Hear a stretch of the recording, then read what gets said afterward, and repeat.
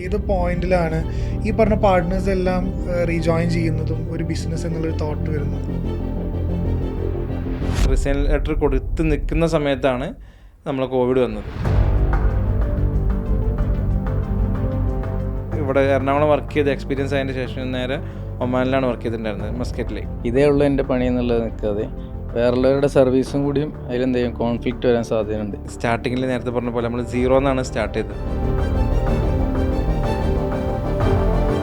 ഈ MEP എന്ന് പറയുന്നതിൻ്റെ ഒരു ഡെഫിനിഷൻ, അതല്ലെങ്കിൽ കൺസ്ട്രക്ഷനിൽ MEPൻ്റെ ഒരു റോൾ എന്തായിരുന്നു?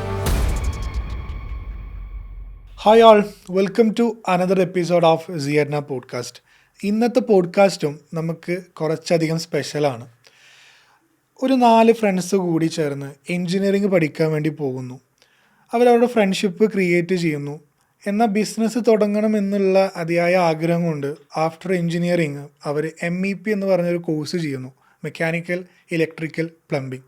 ആ പെർട്ടിക്കുലർ സ്റ്റേജിൽ ബിസിനസ് തുടങ്ങണമെന്ന ആഗ്രഹം കൊണ്ട് 4 ഫ്രണ്ട്സ് വീണ്ടും കൂടി ചേരുന്നു, ഒരു ബിസിനസ് സ്റ്റാർട്ട് ചെയ്യുന്നു, വളരെ സക്സസ്ഫുള്ളായിട്ട് റൺ ചെയ്യുന്നു. ഇന്ന് ആ ബിസിനസ് എട്ടെക്കിൽ വരെ എത്തി നിൽക്കുന്ന സ്റ്റാൻടെക് എന്ന് പറഞ്ഞ ഒരു ഓർഗനൈസേഷനാണ്. ഇന്നത്തെ പോഡ്കാസ്റ്റ് സ്റ്റാൻടെക്കിൻ്റെ ഫൗണ്ടേഴ്സിൻ്റെ കൂടെയാണ്. Welcome Hussain and Suhail, welcome to the show.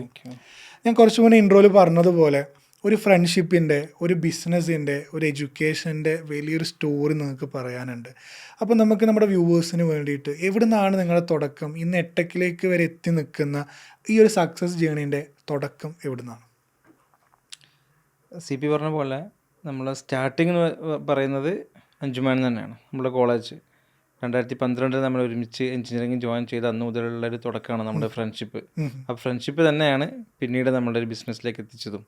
നമ്മുടെ എഞ്ചിനീയറിങ് അവിടെ അഞ്ചുമാൻ്റെ ഒരു സ്പെഷ്യാലിറ്റി എന്ന് പറഞ്ഞാൽ അവിടെ ഹോസ്റ്റൽ ലൈഫ് ഭയങ്കരമായിട്ട് നമുക്ക് എക്സ്പീരിയൻസ് ചെയ്യാൻ പറ്റുന്നൊരു കൾച്ചറാണ്. അവിടെ ഒരു കൾച്ചറായിട്ട് തന്നെ നമുക്ക് കിട്ടുന്നൊരു ലൈഫാണ് ഹോസ്റ്റൽ ലൈഫ്. ആ ഹോസ്റ്റൽ ലൈഫിൽ നിന്ന് ഉണ്ടാകുന്നൊരു ബോണ്ടിങ്, അത് ഓരോ ബാച്ചും തമ്മിലുണ്ടാകുന്ന ഓരോ ബാച്ചിലെ മെമ്പേഴ്സും തമ്മിൽ ബോണ്ടിങ് വളരെ വലുതാണ്. അതിപ്പോൾ ഇന്ന് GCCയിൽ തന്നെ ഒരുപാട് അലുമിനി ഓർഗനൈസേഷൻ നമുക്കുണ്ട്. അതൊക്കെ അന്ന് ആ ഹോസ്റ്റൽ ലൈഫിൽ നിന്ന് കിട്ടുന്ന ആ ഒരു ബന്ധം ഇന്നും നിലനിന്ന് പോരുകയാണ്. ഉറപ്പായിട്ടും. അപ്പോൾ അതിൻ്റെ റിസൾട്ടായിട്ട് തന്നെയാണ് നമ്മളുടെ ഒരു ഓർഗനൈസേഷൻ ഫോം ചെയ്തിട്ടുള്ളതും. ആ ഒരു ഹോസ്റ്റൽ ലൈഫ്, നമുക്ക് കോളേജ് ലൈഫിൽ നിന്നായിരിക്കും ചില ആളുകളൊക്കെ ഫ്രണ്ട്ഷിപ്പ് ഉണ്ടാവുക, നമുക്ക് നേരെ തിരിച്ചാണ് ഹോസ്റ്റൽ ലൈഫിൽ നിന്നാണ് നമുക്കവിടെ ഫ്രണ്ട്ഷിപ്പ് ഉണ്ടായിട്ടുള്ളത്. അതിൻ്റെ ശേഷം നമ്മൾ എഞ്ചിനീയറിംഗ് കഴിഞ്ഞു. എഞ്ചിനീയറിംഗ് കഴിയുന്നതിന് മുമ്പ് തന്നെ നമുക്ക് ഒരുമിച്ച് വർക്ക് ചെയ്യണം, നമുക്ക് എന്തെങ്കിലും സ്റ്റാർട്ട് ചെയ്യണം എന്നുള്ളൊരു ഫയർ നമ്മുടെ ഉള്ളിലുണ്ടായിരുന്നു.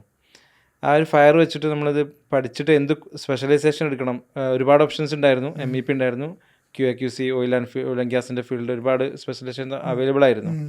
പക്ഷേ നമ്മൾ ഈ ഒരു 4 പേരും നമ്മൾ ഒരുമിച്ച് MEPൻ്റെ കോഴ്സ് തന്നെയാണ് എടുത്തിട്ടുണ്ടായിരുന്നത്. അതിനുശേഷം നമ്മൾ ഈ പറഞ്ഞ പോലെ MEP കമ്പനിയിൽ ഒരുമിച്ച് എറണാകുളത്ത് വർക്ക് ചെയ്തു. നമ്മളതൊന്ന് എക്സ്പീരിയൻസ് ചെയ്യാമെന്ന് വെച്ചിട്ടാണ് എറണാകുളം എന്ന് ചൂസ് ചെയ്തിട്ടുള്ളത്. ഒരു ഇൻഡസ്ട്രി ലെവലിൽ എക്സ്പീരിയൻസ് കിട്ടണമെന്ന് വെച്ചിട്ട് അത് ഒരു 6 മന്തോളം ഞാനും അവരും കൂടെ ആയിട്ട് റൺ ചെയ്തിട്ടുണ്ട്, മീൻസ് വർക്ക് ചെയ്തിട്ടുണ്ടായിരുന്നു. ആഫ്റ്റർ അതിനുശേഷം സുഹൈൽ എന്ത് ചെയ്തിട്ടുണ്ട്, അവിടുന്ന് GCCയിലോട്ട് പോയിട്ടുണ്ട്. ഞാൻ എൻ്റെ കരിയർ അവിടെ നിന്ന് തന്നെ കണ്ടിന്യൂ ചെയ്തിട്ടുണ്ട്. 2 ഇയർ ആയിട്ട് അവിടെ തന്നെ ഉണ്ടായിരുന്നു. അതിനുശേഷം എൻ്റെ ഒരു അവിടുന്ന് ഞാനൊന്ന് അപ്സ്കിൽ ചെയ്യാന്ന് വെച്ചിട്ട് എന്ത് ചെയ്തു, നെക്സ്റ്റ് ലെവലിലേക്ക് എന്ത് ചെയ്തിട്ടുണ്ട്, ഞാൻ ഗ്രോത്ത് പ്രതീക്ഷിച്ചിട്ട് ഒരു കൺസൾട്ടൻസി ലെവലിലാണ് പിന്നെ വർക്ക് ചെയ്തിട്ടുള്ളത്. ഓക്കെ. അപ്പോൾ ആഫ്റ്റർ ഗ്രാജുവേഷൻ MEP ഒരു സ്പെഷ്യലൈസേഷൻ ചെയ്തതിന് ശേഷം പിന്നെ എല്ലാവരും ജോബിനാണ് കയറിയത്, ബിസിനസ് പിന്നെയാണ് സ്റ്റാർട്ട് ചെയ്യുന്നത് അല്ലേ? അപ്പോൾ ഏത് പോയിന്റിലാണ് ഈ എംപ്ലോയ്മെന്റ് നിങ്ങൾ ചെയ്തുകൊണ്ടിരിക്കുമ്പോൾ ഏത് പോയിന്റിലാണ് ഈ പറഞ്ഞ പാർട്ട്നേഴ്സ് എല്ലാം റീജോയിൻ ചെയ്യുന്നതും ഒരു ബിസിനസ് എന്നുള്ളൊരു തോട്ട് വരുന്നതും? അതിന് മേജർ റീസൺ ആയത് നമ്മുടെ കോവിഡ് തന്നെയാണ്. കോവിഡ് ഒരുപാട് ആൾക്കാർക്ക് ബിസിനസ്സിന് നെഗറ്റീവ് ഇമ്പാക്റ്റ് ഉണ്ടാക്കിയെങ്കിലും പല ആളുകൾക്ക് അത് പോസിറ്റീവ് ഇമ്പാക്റ്റ് കൊണ്ടുവന്ന കോവിഡ് നമുക്കറിയാമല്ലോ. ഇപ്പോൾ ഒരുപാട് ടെക്നോളജിയിൽ തന്നെ ഒരുപാട് മാറ്റങ്ങൾ കൊണ്ടുവന്നത് കോവിഡ് തന്നെയാണ്. എല്ലാവരും ഈ മൊബൈലിലേക്ക് സ്വിച്ച് ചെയ്തു.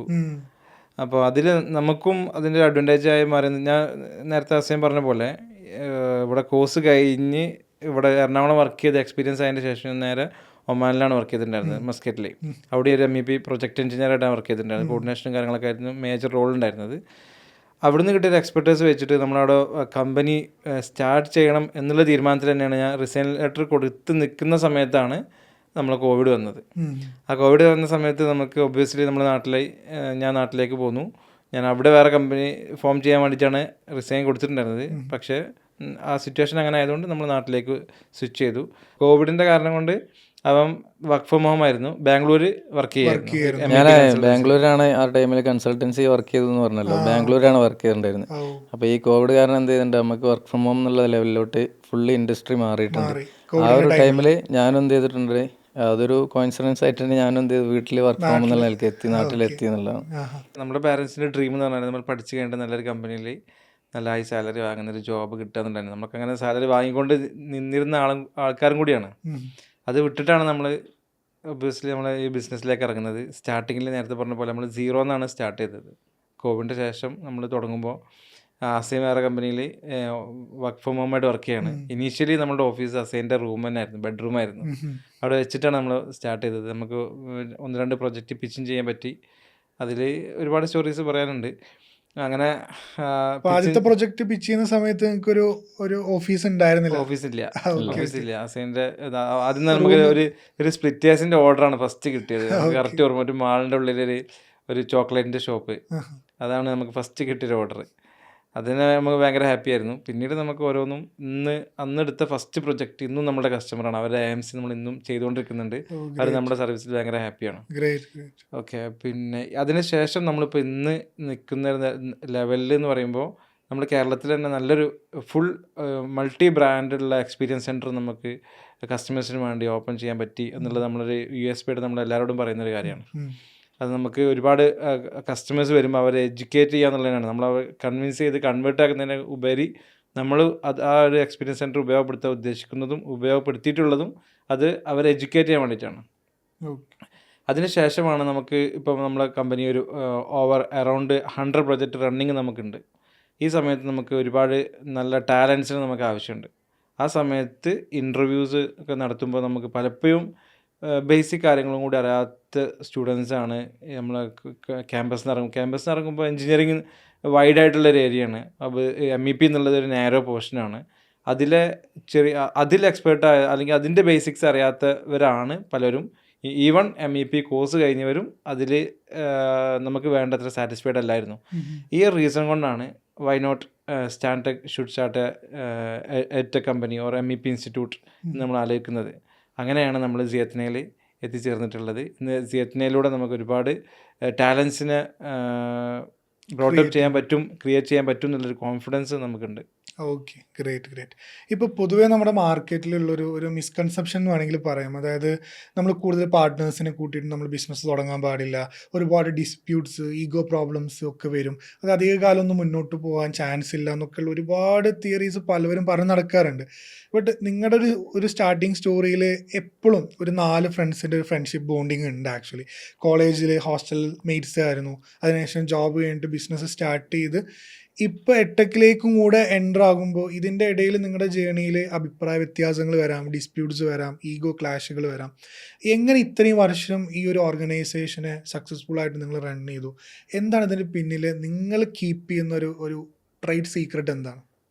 അതിലിപ്പോൾ CP പറഞ്ഞ പോലെ തന്നെ അതിൽ ഇപ്പോൾ ഫീൽഡിലുള്ളതാണ് ഈ ഒരു സ്റ്റീരിയോ ടൈപ്പ്.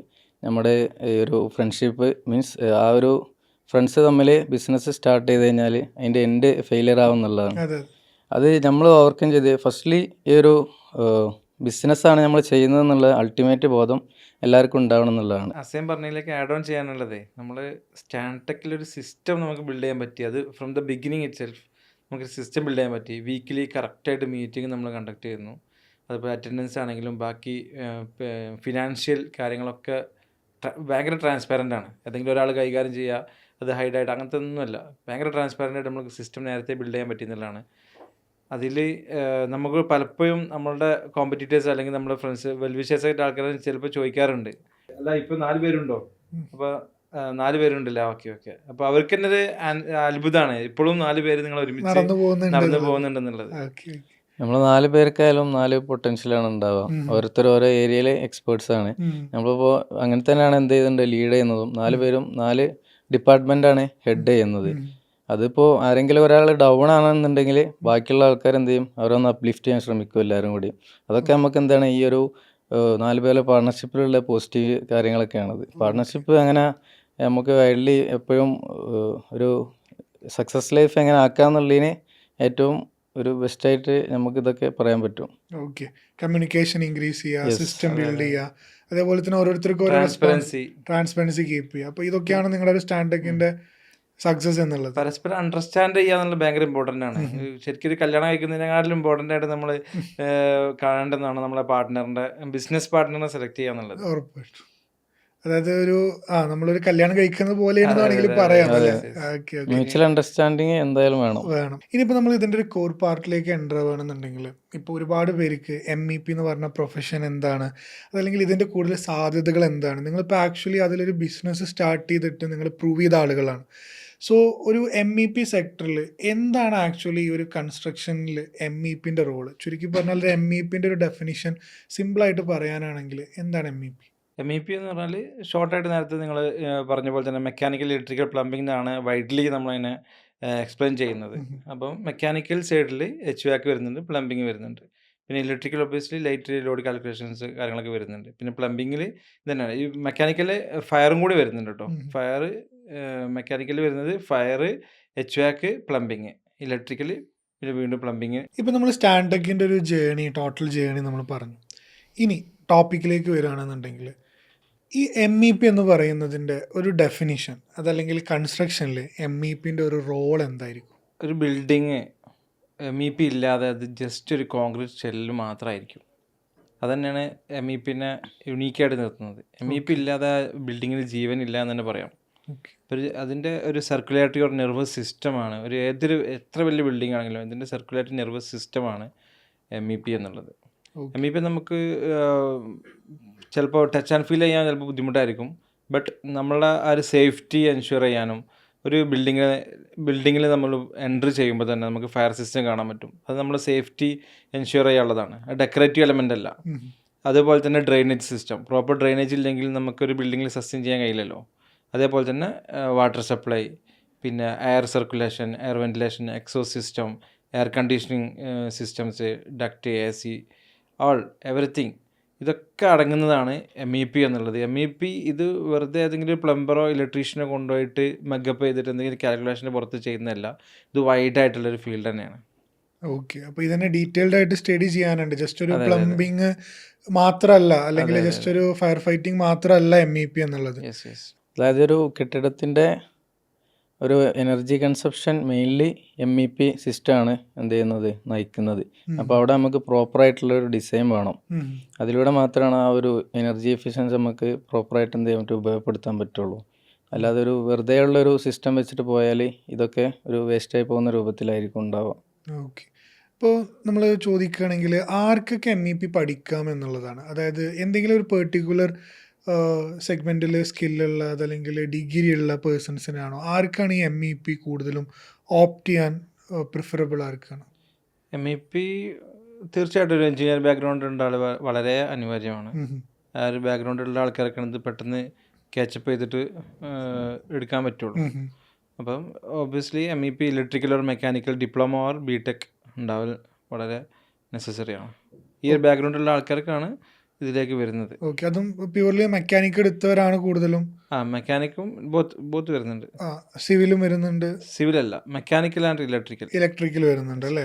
ഓക്കെ. അപ്പോൾ മെക്കാനിക്കൽ ഇലക്ട്രിക്കും കഴിഞ്ഞവരാണ് ഇതിൽ കൂടുതൽ സ്പെഷ്യലൈസേഷൻ പാർട്ടിലേക്ക് പോകുന്നത്. അപ്പോൾ ഇതിന്റെ സ്പെഷ്യലൈസേഷനാണ് MEP എന്ന് പറയുന്നത് അല്ലേ? ഓക്കെ. അത് ഇപ്പോൾ വലിയ കമ്പനീസിലേക്കൊക്കെ പോകുമ്പോൾ അവർ ഡിഗ്രി ചോദിക്കും എന്തായാലും. ഡിഗ്രി ഓർ ബാക്ക്ഗ്രൗണ്ട് ജസ്റ്റ് ഒരു MEP ചെയ്ത കോഴ്സ് മാത്രം ഉണ്ടായതുകൊണ്ടും കാര്യമില്ല. ഓക്കെ. അതുപോലെ തന്നെ ഈ ഫീൽഡിൽ ഇപ്പോൾ വർക്ക് ചെയ്യുന്നവർക്കായാലും ഒന്ന് അപ്സ്കിൽ ചെയ്യണമെന്നുണ്ടെങ്കിലും ഈ ഒരു കരിയർ ചൂസ് ചെയ്യാൻ പറ്റും. നമുക്ക് ഓരോ കോഴ്സ് എടുത്തിട്ട് അതിനെന്ത് ചെയ്യുക, അപ്ഡേറ്റ് ചെയ്യാൻ പറ്റും. ഇങ്ങനെയൊക്കെ ഇപ്പോൾ നമ്മൾ കറൻ്റ്ലി വർക്ക് ചെയ്യുന്നതിൽ നിന്നും നമ്മളെ ഗ്രോത്ത് പ്രോസസ്സിന് വേണ്ടിയിട്ട് എന്ത് ചെയ്യാം, ഈ ഒരു കോഴ്സ് എടുത്തിട്ട് അതിനെ അപ്സ്കിൽ ചെയ്യാൻ പറ്റും. ഇപ്പോൾ ഓരോരുത്തരുടെ വിഷൻ സെപ്പറേറ്റ് ആയിരിക്കും. ഇപ്പോൾ MEPയിലേക്ക് തന്നെ എൻ്റർ ആവുന്നവർക്ക് ഇപ്പോൾ നിങ്ങൾ പറഞ്ഞതുപോലെ മെക്കാനിക്കലും ഉണ്ട്, ഇലക്ട്രിക്കലും ഉണ്ട്. അപ്പോൾ ഇതിനൊക്കെ എങ്ങനെ നമുക്ക് ഇപ്പോൾ എൻ്റെ വിഷൻ സെപ്പറേറ്റ് ആണെന്നുണ്ടെങ്കിൽ ഈ വിഷൻ അനുസരിച്ചിട്ട് ഈ സ്പെഷ്യലൈസേഷൻസ് ചേഞ്ച് ആവും. ഇപ്പോൾ ചിലപ്പോൾ ഇലക്ട്രിക്കൽ, മെക്കാനിക്കൽ രണ്ടിലും നോളേജ് ചിലപ്പോൾ ഒരു പേഴ്സൺ ആവശ്യം ഉണ്ടാവില്ല. അയാളുടെ വിഷൻ അനുസരിച്ചിട്ട് അയാൾ ഇലക്ട്രിക്കലേക്കായിരിക്കും പോകേണ്ടി വരിക, അല്ലെങ്കിൽ മറ്റുള്ളവരുടെ വിഷൻ അനുസരിച്ച് മെക്കാനിക്കലായിരിക്കും അവർ കൂടുതൽ ഫോക്കസ് ചെയ്യേണ്ടി വരിക.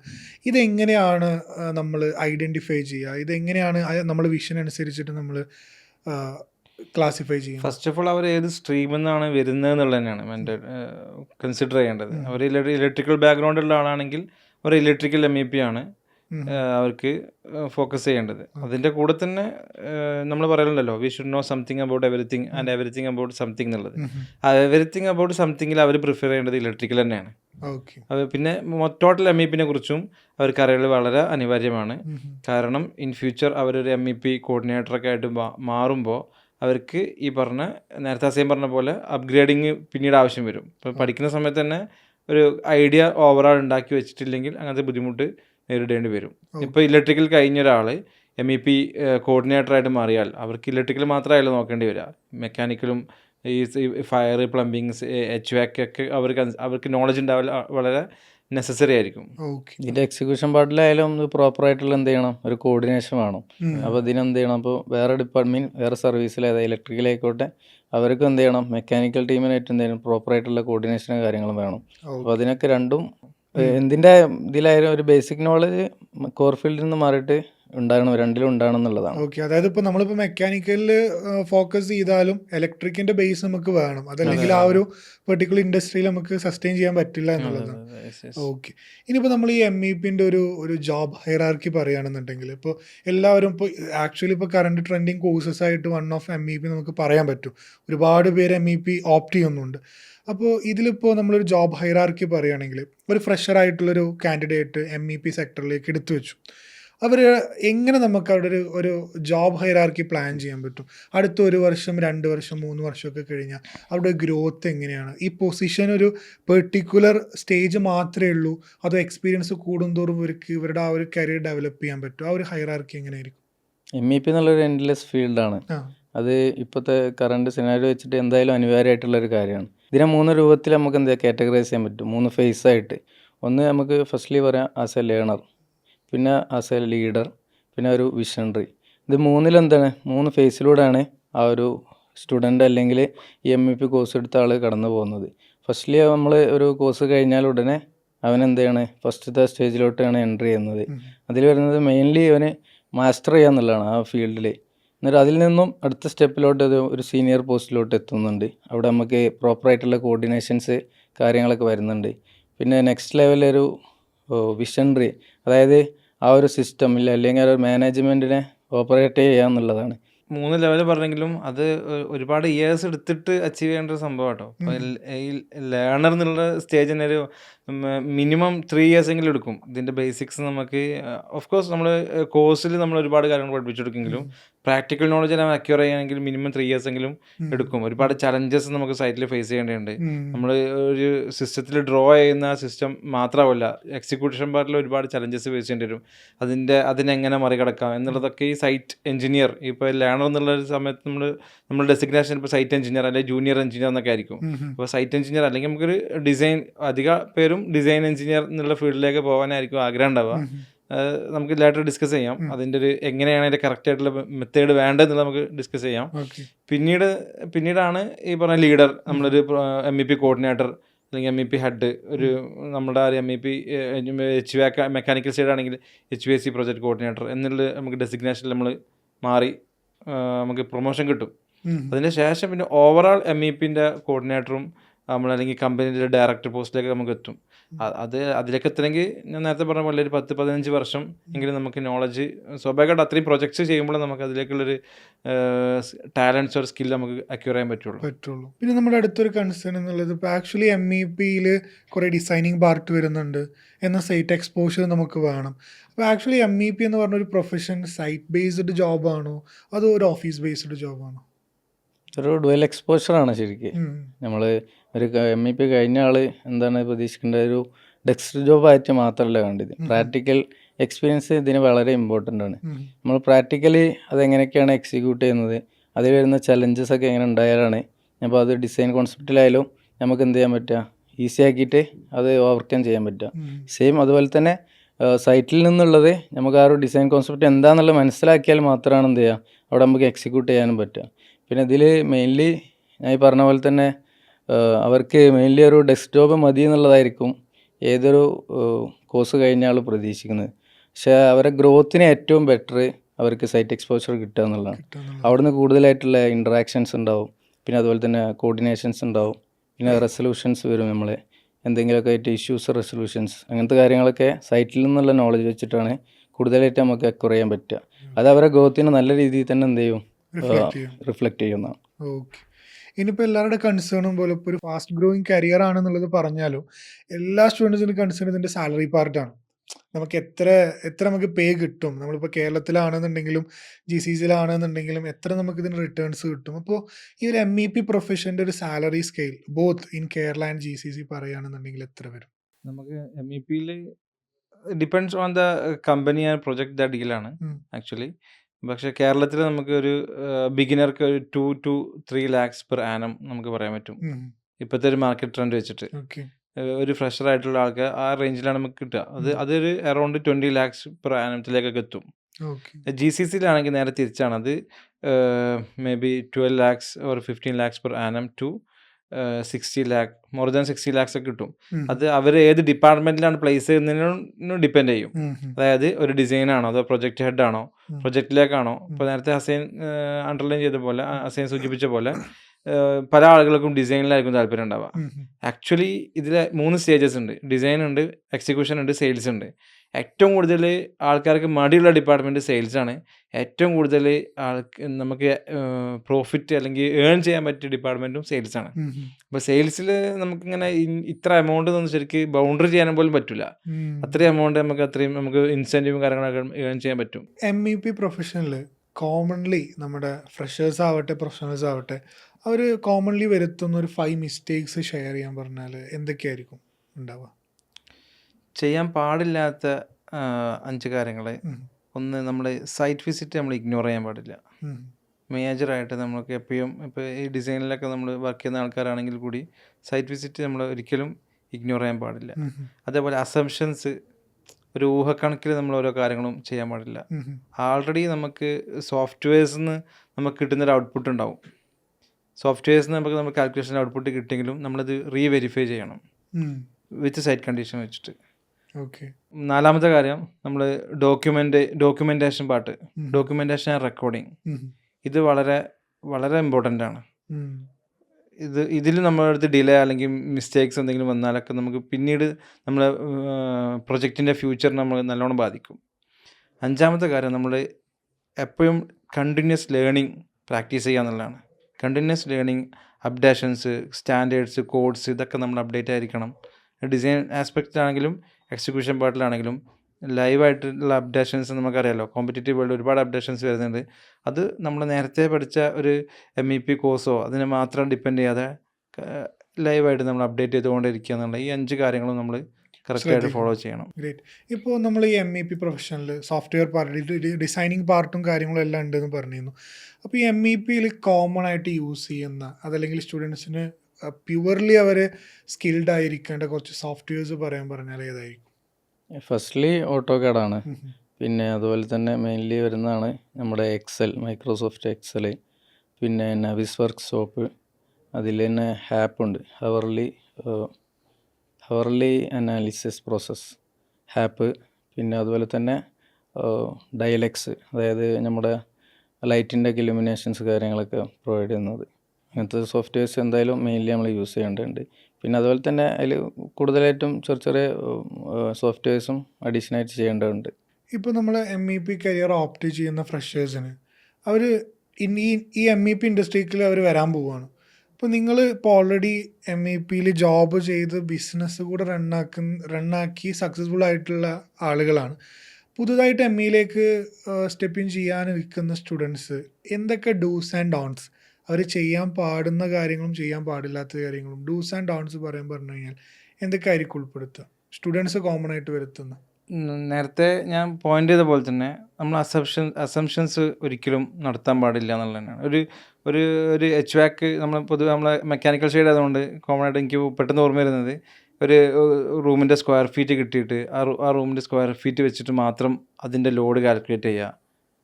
അത് ചെയ്യരുത്. അതിന് നമ്മൾ അതിൻ്റെ അപ്പുറം നമ്മൾ അവിടുത്തെ ഹീറ്റ് ലോഡ് എന്തൊക്കെയുണ്ട്, എത്ര ആൾക്കാരുണ്ട്, എത്ര ലൈറ്റ് ലോഡ് ഉണ്ട്, എന്തൊക്കെ മെഷീനറീസ് യൂസ് ചെയ്യുന്നുണ്ട്, ഇത്രയും കാര്യങ്ങളൊക്കെ നമ്മൾ സ്റ്റഡി ചെയ്തിട്ട് നമ്മളെ നേരത്തെ ഹസൈൻ പറഞ്ഞ ഹാപ്പ് എന്ന് പറഞ്ഞാൽ നമ്മൾ ഹീറ്റ് ലോഡ് കാൽക്കുലേഷൻ്റെ ഒരു സോഫ്റ്റ്വെയർ ആണ്. അത് വെച്ചിട്ട് തന്നെ നമ്മൾ കാൽക്കുലേഷൻ നടത്തണം, പറ്റുകയാണെങ്കിൽ സൈറ്റ് വിസിറ്റ് നടത്തണം.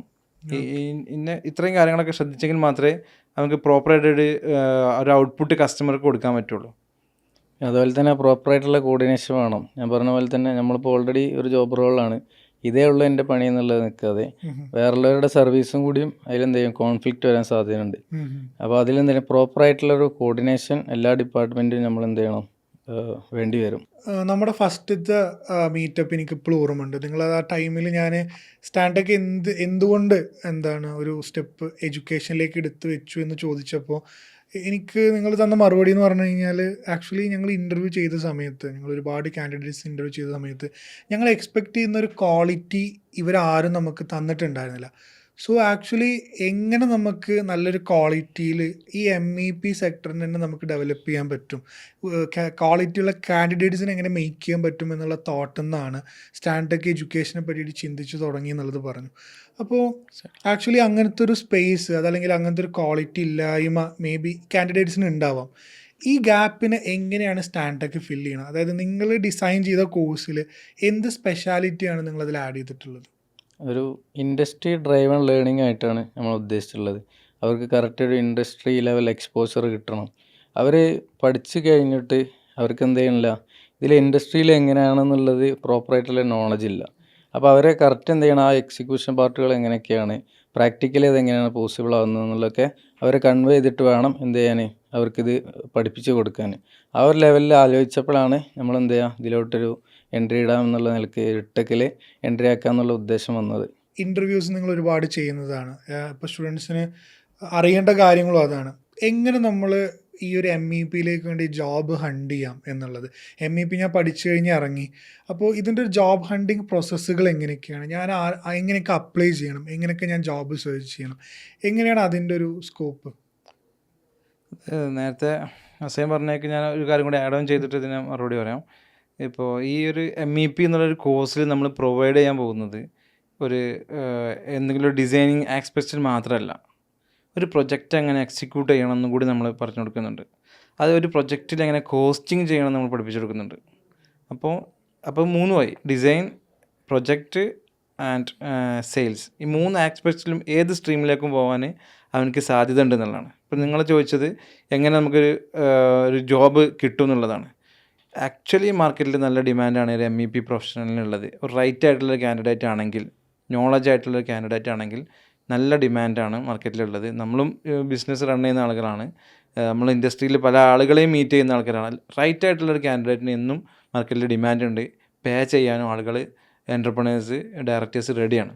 ഓക്കെ, അപ്പോൾ നമുക്ക് ഇൻ്റർവ്യൂവിൽ ശ്രദ്ധിക്കേണ്ടതായിട്ടുള്ള ഏറ്റവും ബെസ്റ്റ് കാര്യം, അതായത് ഒരു ബിസിനസ് ഓണേഴ്സ് എന്നുള്ള നിലക്ക് നിങ്ങളൊരു കാൻഡിഡേറ്റിൽ നിന്ന് എന്ത് എക്സ്പെക്റ്റ് ചെയ്യുന്നു എന്നുള്ളതാണ്. ഇപ്പോൾ അവർ കോമൺ ആയിട്ട് വരുന്ന ഇൻ്റർവ്യൂവിൽ വരുത്തുന്ന മിസ്റ്റേക്സും അവരുടെ ഇൻ്റർവ്യൂവിൽ അവർ യൂസ് ചെയ്യേണ്ട ടെക്നിക്സും പറയുകയാണെങ്കിൽ എന്തായിരിക്കും? അത് 2 ചോദ്യങ്ങളാണ്. ഒന്ന്, നിങ്ങൾ ഇൻ്റർവ്യൂ ചെയ്യുമ്പോൾ നിങ്ങൾ ഫീൽ ചെയ്തിട്ടുള്ള കോമൺ ആയിട്ടുള്ള മിസ്റ്റേക്സ്, അതേപോലെ തന്നെ അവർക്ക് ആ ഇൻ്റർവ്യൂ ക്രാക്ക് ചെയ്യാനുള്ള ഒരു ടെക്നിക്ക് എന്തായിരിക്കും? മെയിൻലി അതിനെന്ത് ചെയ്യണം, നമ്മൾ ആ ഒരു ജോബ് റോളിനെ സ്റ്റഡി ചെയ്യണം. എന്ത് ജോബ് റോളിലാണ് നമ്മൾ അപ്ലൈ ചെയ്തിട്ടുള്ളത് അതിനെപ്പറ്റിയുള്ള പ്രോപ്പറായിട്ടൊന്ന് സ്റ്റഡി ചെയ്യണം. പിന്നെ അതുപോലെ തന്നെ നമ്മുടെ സ്കിൽ എന്താണെന്നുള്ള അവർ ശരിക്കും കൺവേ ചെയ്യിക്കണം. നമ്മളെ ആറ്റിറ്റ്യൂഡ് അവർക്ക് ഇഷ്ടപ്പെടുന്ന രൂപത്തിലാവണം നമ്മൾ എന്ത് ചെയ്യണം, ഓരോ കമ്മ്യൂണിക്കേഷനായാലും കാര്യങ്ങളായാലും വരുത്തേണ്ടത്. ഈവൻ ഒരു സ്റ്റുഡൻറ്റ് അല്ലെങ്കിൽ ഒരു കാൻഡിഡേറ്റ് വരികയാണെന്നുണ്ടെങ്കിൽ അവൻ്റെ നോളജിനപ്പുറം നമ്മൾ മെയിൻലി ഫോക്കസ് ചെയ്യുന്ന ഒരു കാര്യമുണ്ട്, അവരുടെ ആറ്റിറ്റ്യൂഡ് എങ്ങനെ ഉണ്ട് എന്നുള്ളത്. നോളജ് എന്ത് ചെയ്യാൻ പറ്റും, അവർക്ക് പ്രൊവൈഡ് ചെയ്യാൻ പറ്റും. കുറച്ചൊരു ടൈം പീരീഡിൽ അവർക്ക് എന്ത് ചെയ്യാൻ മതി, കുറച്ച് എക്സ്പോഷർ കൊടുത്തു കഴിഞ്ഞാൽ ആ സ്കില്ലുണ്ടെങ്കിൽ അവരെന്തായാലും അതിലോട്ട് വരും. പക്ഷെ ആറ്റിറ്റ്യൂഡ് അവരോട് മേക്ക് ചെയ്യേണ്ടതാണ്. അതാണ് നമ്മൾ മെയിനായിട്ട് ഫോക്കസ് ചെയ്യുന്ന ഒരു കാര്യം. നമ്മൾ എന്ത് ചെയ്യാം, പ്രോപ്പർ മീൻസ് ഒരു ഗ്രേറ്റ് ആറ്റിറ്റ്യൂഡ് ബിൽഡ് ചെയ്തിട്ട് വേണം ഒരു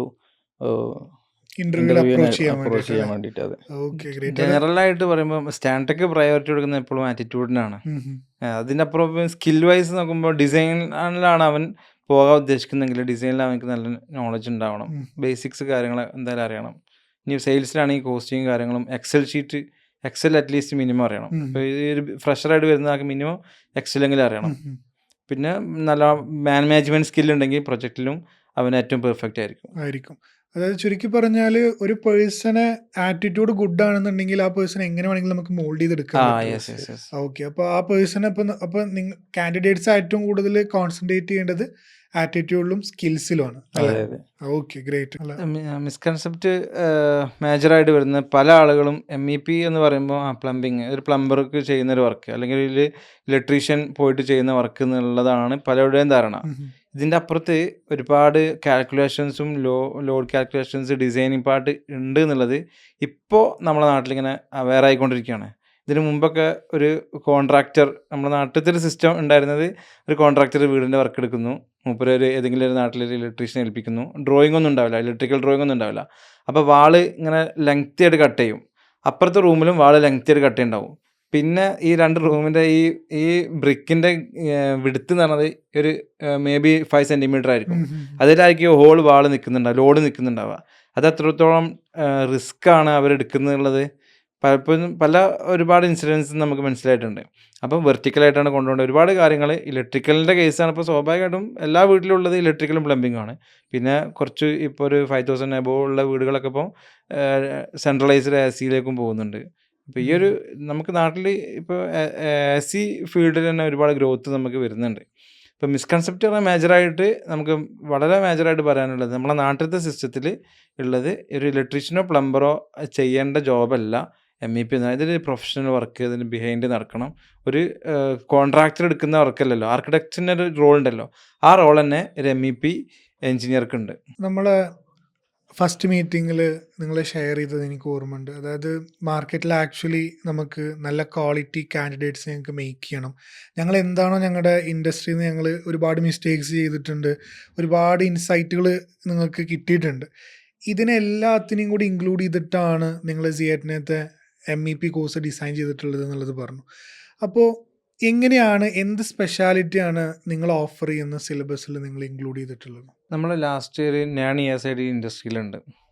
അപ്പോൾ നമുക്ക് അതിലുണ്ടായിട്ടുള്ള ഒരുപാട് ലെസൺസ് ഉണ്ട്, നമ്മൾ പഠിച്ചിട്ടുള്ള ഒരുപാട് കാര്യങ്ങളുണ്ട്.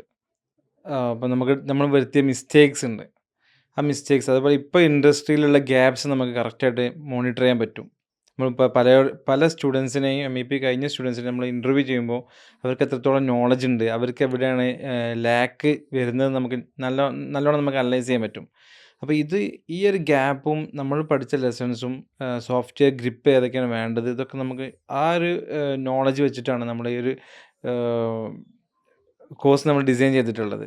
അതിൽ കമ്മ്യൂണിക്കേഷൻ സ്കില്ലും എല്ലാം നമ്മൾ, ടീം വർക്ക്, ക്രിട്ടിക്കൽ തിങ്കിങ്, ഇതൊക്കെ നമ്മൾ ആഡ് ചെയ്തിട്ടാണ് നമ്മളെ കോഴ്സ് ഡിസൈൻ ചെയ്തിട്ടുള്ളത്. ഈ ഒരു സ്കില്ലും ഈ സ്കില്ലുകളാണ് ശരിക്കും ഒരു MEP പ്രൊഫഷണലിന് വേണ്ടത്. നമ്മൾ ഈ ഒരു കോഴ്സ് കഴിഞ്ഞ് ഇറങ്ങുന്നതോട് കൂടി ശരിക്കും പറഞ്ഞാൽ ഒരു ഇൻറ്റേൺഷിപ്പ്, നമ്മൾ ആൾറെഡി 1 മന്ത് ഇൻറ്റേൺഷിപ്പ് കൊടുക്കുന്നുണ്ടെങ്കിലും പിന്നീട് ഒരു ഇൻറ്റേൺഷിപ്പ് ഇല്ലാണ്ട് തന്നെ ഡയറക്റ്റായിട്ട് അവർക്ക് ഏത് സെയിൽസോ പ്രൊജക്റ്റോ അല്ലെങ്കിൽ ഡിസൈനോ, ഈ 3 സ്ട്രീമിലേക്കും, ഈ മെക്കാനിക്കലാണെങ്കിലും ഇലക്ട്രിക്കലാണെങ്കിലും ഇറങ്ങാൻ പറ്റുന്ന രീതി, ജോയിൻ ചെയ്യാൻ പറ്റുന്ന രീതിയിലാണ് നമ്മളിതിനെ മോൾഡ് ചെയ്തെടുത്തിട്ടുള്ളത്. അപ്പോൾ നമ്മുടെ ലാസ്റ്റ് സെഗ്മെന്റ് എന്ന് പറയുന്നത് റാപ്പിഡ് ഫയർ ആണ്. കുറച്ച് ക്വസ്റ്റ്യൻസ് ഞാൻ ചോദിക്കാം. Okay, 1 tool or software you can live without? Excel. AutoCAD. 1 personality trait every engineer must build? Responsibility. Okay. Continuous learning. 1 thing you genuinely love about your partners? Transparency. Mutual understanding. Next question, 1 mistake student should stop immediately? Neglecting practical exposure. Laziness. Okay. 1 word that describes Stantec? Family. And last question, 1 piece of advice you want to give to the audience? നമ്മുടെ ലൈഫിൽ success ആവണമെന്നുണ്ടെങ്കിൽ നമുക്ക് വേണ്ട ഒരു മെയിനായിട്ടുള്ളൊരു quality consistency and patients തന്നെയാണ്.